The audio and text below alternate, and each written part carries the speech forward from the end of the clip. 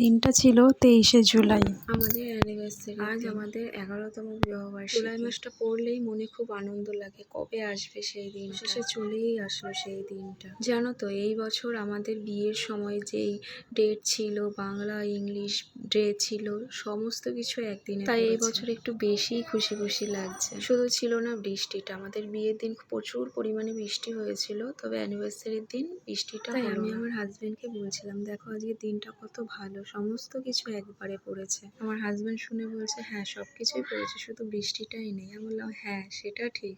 Anniversary কদিন আগে প্রচুর প্ল্যানিং করেছিলাম, এই দিনটা এই করব ওই করব, কিন্তু এত পরিমাণে গরম ছিল যে আর কিছু করতে ইচ্ছে করলো না। তারপর সন্ধ্যাবেলায় হাজবেন্ড এসে বলছে যে কিছুই তো করা হলো না, চলো একটু ঘুরেই আসি বাইরের থেকে।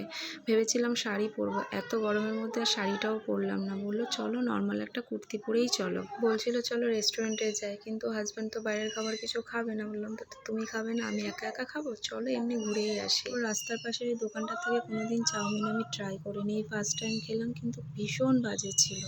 তারপর চাউমিনটা কোনো মতে শেষ করে এই বাড়ির দিকে রওনা দিয়েছি। বাড়িতে যাওয়ার আগে এই যে দোকান থেকে এখন মিষ্টি আনতে গেছে বাড়ির সবার জন্য। আর ঈশান্ত কিচ্ছু খায়নি, ও অতটা পছন্দ করে না বাইরের খাবার। ও বলছে আমি বাড়ি গিয়ে একবারে খাবো। আজকের দিনটা বেশ ভালোই কাটলো, যদি একটু গরমটা কম থাকতো হয়তো আরও ভালোভাবে কাটাতে পারতাম। দেখতে দেখতে 11টা বছর পার করে ফেললাম। আমার অ্যানিভার্সারিতে কোনো বছরই কিছু করা হয় না, কিন্তু তাও আমরা দুজনে এই দিনটাতে ভীষণ আনন্দ করে কাটাই, ভীষণ ভালোভাবে কাটাই। আর এই যে বাড়ি চলে এসেছি, এখন চেঞ্জ করে খাওয়া দাওয়া করে ঘুমিয়ে পড়বো। আজকের ভিডিওটা কেমন লাগলো অবশ্যই তোমরা জানিও। বাই।